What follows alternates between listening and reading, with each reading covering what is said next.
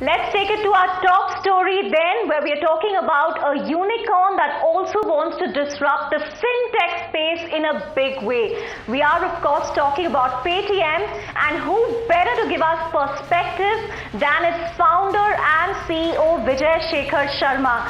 Vijay, welcome to ET Now Startup Central. Thanks so much for giving us time. Before we come to business, I want to talk about a cause that's very close to your heart.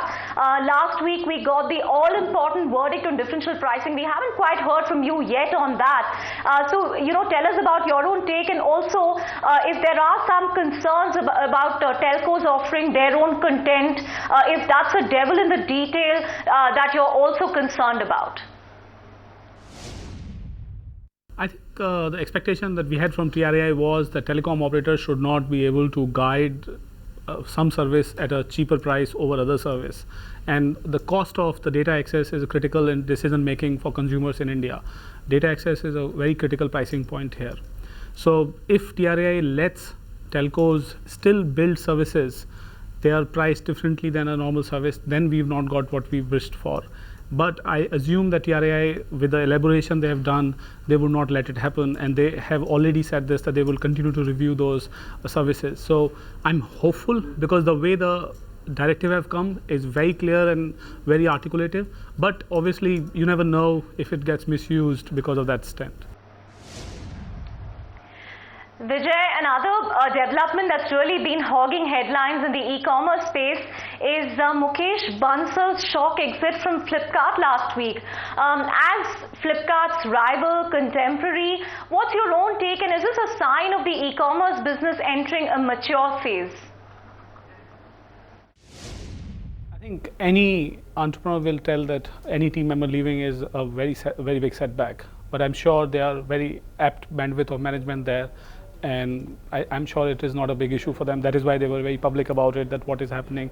At the same point of time, having more bandwidth is always good for the companies who are aiming large. So there's nothing related to the commerce or sector maturity.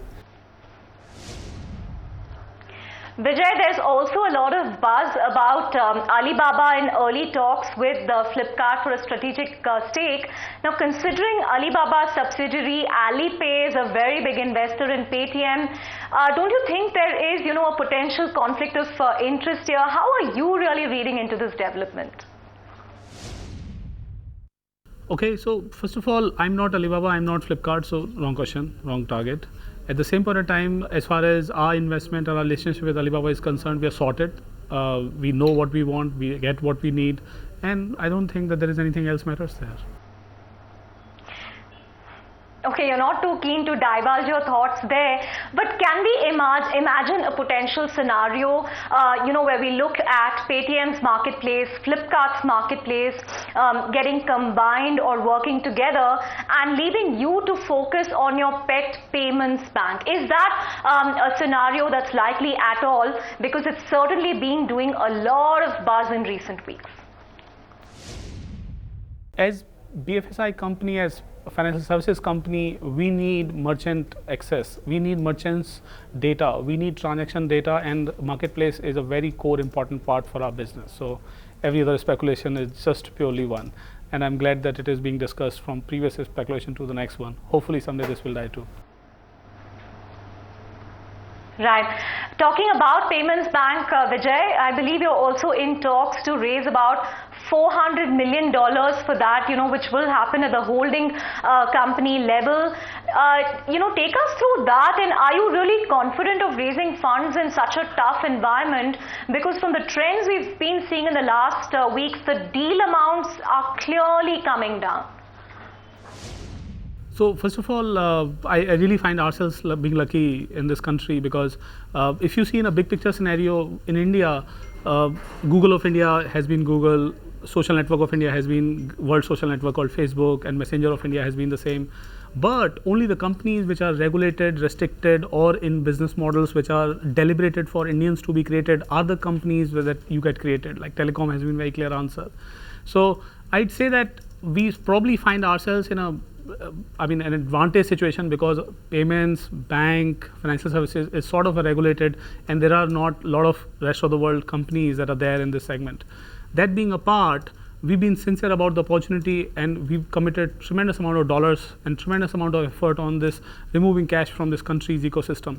We believe by 2020, if we can remove even 5% of cash from the ecosystem, we'll bring GDP growth to the country. Now, a company with such objective and company with such track record, I don't think that we will have a problem when we look to raise money. That said, today we have, if we continue to spend the same money for 31 quarters in our bank. So we really don't need money, and we don't need to raise money. There is a lot of interest that keeps coming inside, but when a right time will come, we will bother about it.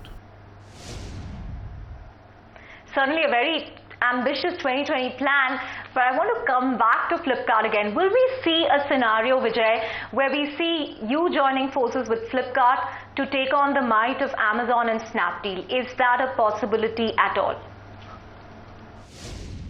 As I said, Paytm is a financial services company. Marketplace is one use case. That seems like a retail business, not our business. Really not giving too much away, Vijay, there. But coming to my final question, this is a jargon that's all the rage now, O2O, online to offline. So take us through Paytm's own plans in that direction, because, O2O is something that succeeded in China. So a lot of people say that it will succeed in India. Take us through your own plans there. So when I go China, Ant Financial's Alipay app, there is a incredible large use service called Kobe. Kobe is local food ordering, groceries, taxis, deals, all sorts of services which are called offline to online. When offline merchants are able to sell their products online, there is a tremendous amount of commercial benefit and economic benefit that goes there. Companies get discovered. I mean, if you can get cinema tickets at the same price as a box office, I think you will do more online transaction. Today there is a fee that is added on an online transaction, which deters certain set of people to say, okay, I think I'll attempt to go offline in a box office and try buying. And then you don't go offline, and there is a miss of the business economic value that could have been created.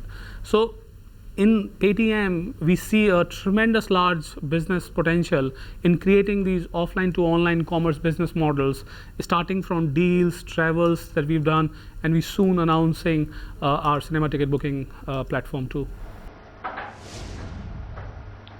Vijay Shekhar Sharma, thank you so much for talking to us. You clearly didn't give much away with respect to Flipkart, but great to get your insights on the whole payment bank in O2O.